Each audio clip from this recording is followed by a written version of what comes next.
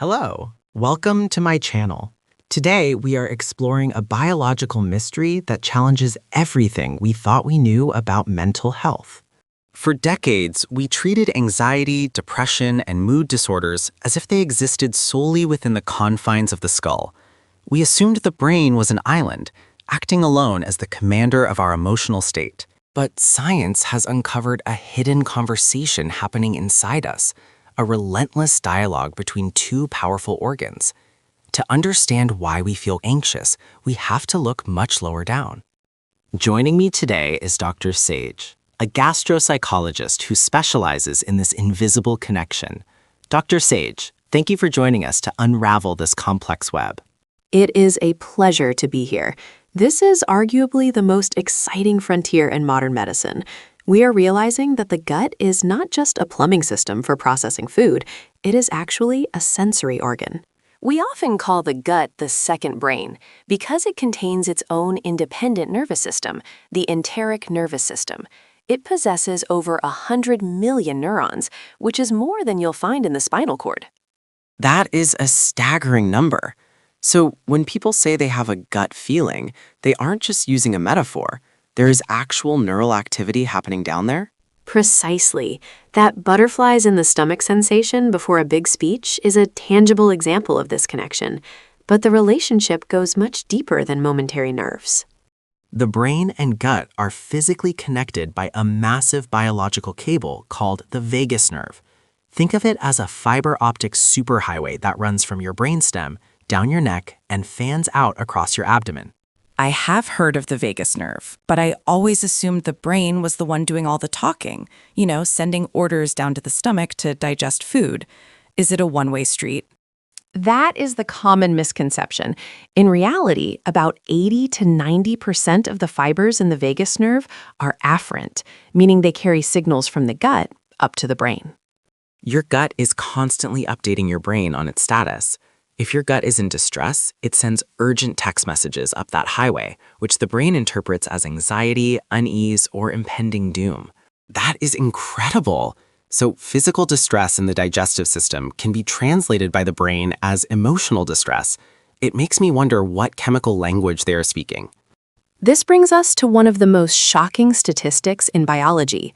When we think of serotonin, the happiness hormone that regulates mood and sleep, we immediately think of the brain.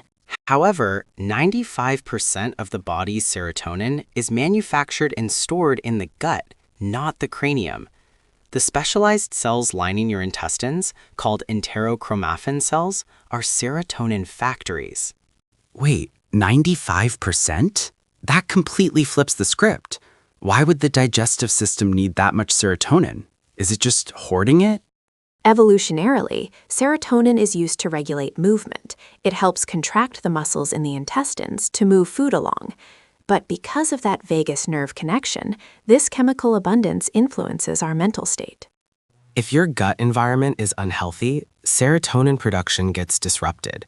Without that steady supply or proper signaling, your mood creates a deficit, leading to depression or severe anxiety. So we have the vagus nerve as the hardware and serotonin as the software. But what is running the show? I know we need to discuss the inhabitants of this system. Yes, the microbiome. This is the ecosystem of trillions of bacteria, viruses, and fungi living in your large intestine. It weighs about 3 to 4 pounds, roughly the same weight as your brain. You are essentially a planet to these organisms. When you have a diverse, healthy population of bacteria, they produce short-chain fatty acids like butyrate that heal the gut lining and reduce inflammation. And I assume the opposite is true. If we have bad bacteria, they aren't just sitting there quietly, they are causing trouble. Exactly. Pathogenic bacteria thrive on sugar and processed foods. When they overgrow, they release toxins known as lipopolysaccharides, or LPS for short. These toxins trigger the immune system to launch an inflammatory response. Your body thinks it is under attack, so it floods the system with inflammatory cytokines. How does that inflammation in the gut turn into anxiety in the mind?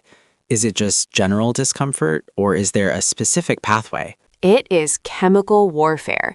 These inflammatory cytokines travel through the blood and can cross the blood-brain barrier. Once they reach the brain, they disrupt the production of feel-good neurotransmitters. Furthermore, this inflammation triggers the release of cortisol, the stress hormone. Your gut bacteria are essentially pulling the fire alarm, keeping your body in a state of fight or flight, even when you are sitting safely on your couch. That explains so much about unexplained anxiety. You feel stressed, but there is no external reason for it. The call is coming from inside the house. It gets worse if we ignore it. This chronic inflammation can lead to a condition popularly known as leaky gut or increased intestinal permeability. Normally, the cells of your gut lining are glued together by tight junctions. They act like a bouncer at a club, only letting nutrients into the bloodstream and keeping toxins out. I love that analogy. So in a leaky gut scenario, the bouncers have left their post or the doors have been kicked open. Stress, antibiotics, and poor diet weaken those tight junctions.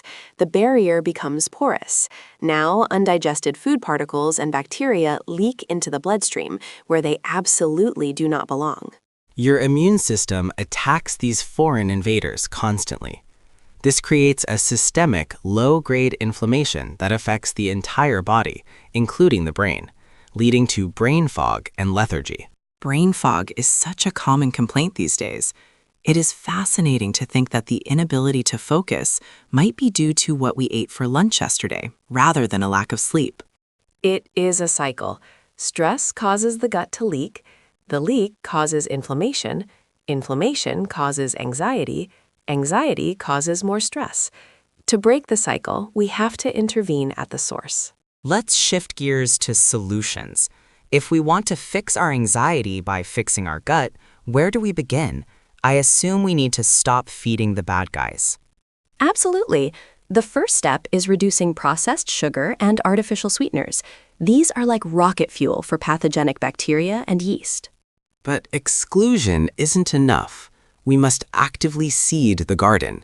We need to introduce beneficial bacteria through fermented foods. We hear about yogurt all the time, but are there better options? I have heard mixed things about the sugar content in commercial yogurts. You have to be careful there. I recommend traditional fermented foods like kimchi, sauerkraut, and kefir. These are potent sources of lactobacillus and bifidobacteria.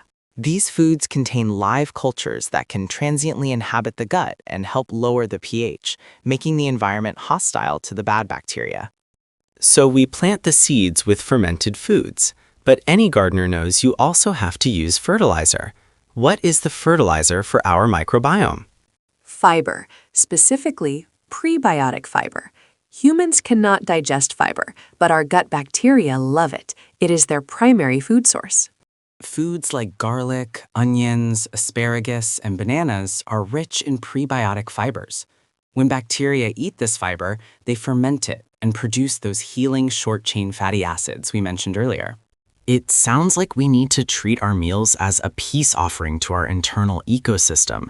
Is there a timeline for this? If I start eating kimchi today, will my anxiety vanish tomorrow? Biological change takes time. The gut lining regenerates quickly, every few days, but shifting the population of the microbiome can take weeks or even months of consistent effort. However, many patients report feeling a lifting of mental heaviness within 2 weeks of cutting sugar and increasing fermented foods. The vagus nerve starts receiving calmer signals. That is encouraging. It empowers us to realize that we have control over our mental state through our fork. It is not just about willpower, it is about biology. One final critical component is stress management itself. Because the street is two-way, if you are chronically stressed psychologically, you damage your gut, which then creates more anxiety. Practices like deep breathing or meditation actually stimulate the vagus nerve. They increase vagal tone, which tells the gut to relax, digest, and repair. So deep breathing is essentially a massage for the vagus nerve. That creates a beautiful symmetry. Calm the mind to heal the gut, and heal the gut to calm the mind. Precisely. It is a holistic loop. We cannot treat the head without looking at the body. The era of separating mental health from physical health is ending. This has been a revelation. We tend to look for complex pharmaceutical answers, but sometimes the answer is lying in the produce aisle and the microscopic world inside us.